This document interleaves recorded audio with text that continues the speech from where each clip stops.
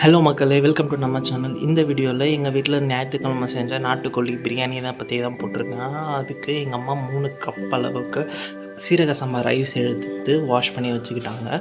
அதை ஒரு 10 மினிட்ஸ் கிட்ட ஊற வச்சுட்டாங்க. 10 to 15 மினிட்ஸ் கிட்ட ஊறிட்டு இருந்துச்சு. அந்த மீன்வெல் பிரியாணிக்கு தேவைப்பட்ட ஸ்பைசஸ் எல்லாம் ரெடி பண்ணி வச்சுட்டாங்க. அப்புறமா ஸ்டவ்வை பற்ற வச்சு அந்த பிரியாணி டேக்ஸாவை தூக்கி வச்சுட்டாங்க பாருங்கள். அப்போ தாங்க பிரியாணி செய்கிற ஃபீல்லே வந்துச்சு.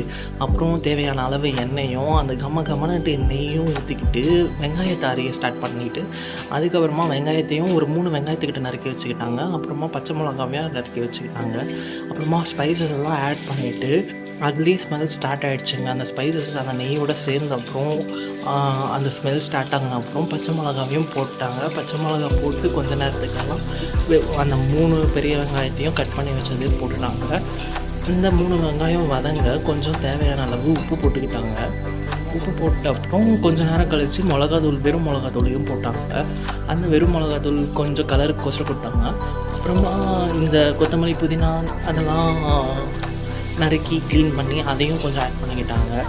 இதெல்லாம் ஆட் பண்ண அப்புறம் அந்த சின்ன வெங்காயம் அதுக்கப்புறம் இஞ்சி பூண்டு பேஸ்ட்லாம் அரைச்சி வச்சுருந்தாங்க. அதையும் ஆட் பண்ணிவிட்டு ஒரு 6 தக்காளி கிட்ட நறுக்கி ஆட் பண்ணிவிட்டு அதை வதங்கிட்ட அப்புறம் சிக்கனை ஆட் பண்ணாங்க. சிக்கன் ஆட் பண்ண அப்புறம் அந்த தயிரையும் கொஞ்சம் ஆட் பண்ணிக்கிட்டாங்க. பிகாஸ் அது வேக சாஃப்ட் ஆகணுமா சிக்கனு, பிகாஸ் நாட்டுக்கோழி இல்லையா, அதனால் கொஞ்சம் வேக டைம் எடுக்கணும்.